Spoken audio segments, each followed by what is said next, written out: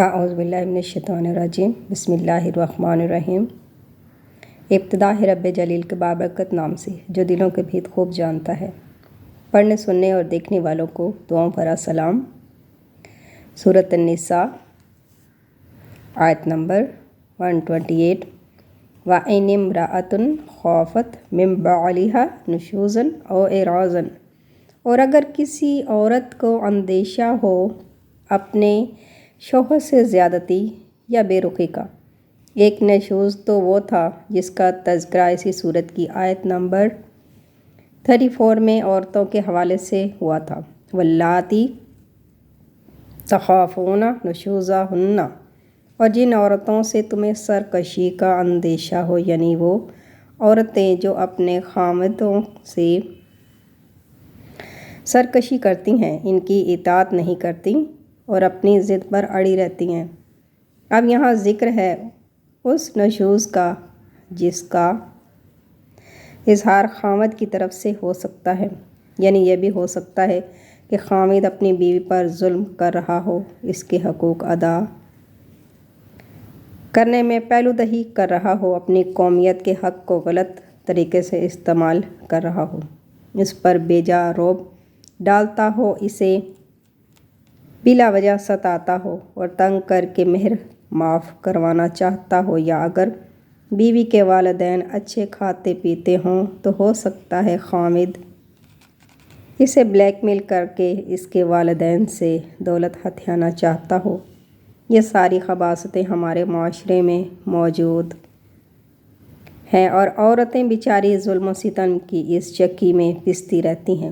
آیت زیر نظر میں اس مسئلے کی وضاحت کی گئی ہے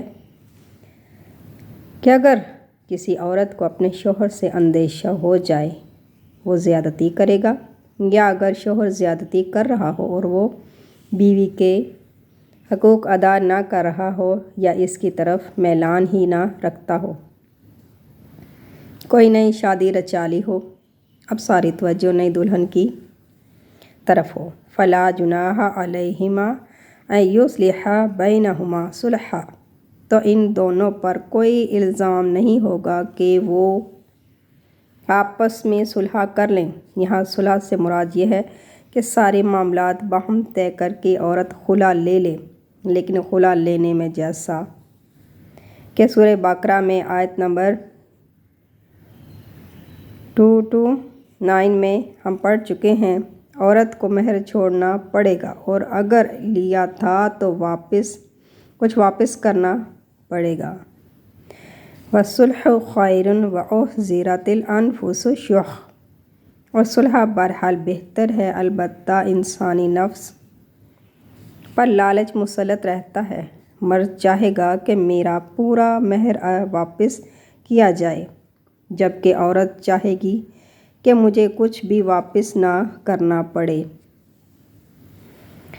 یہ مضامین سورۃ بقرہ میں بیان ہو چکے ہیں۔ وَإِن تُحْسِنُوا وَتَتَّقُوا فَإِنَّ اللَّهَ كَانَ بِمَا تَعْمَلُونَ خَبِيرًا، اور اگر تم احسان کرو اور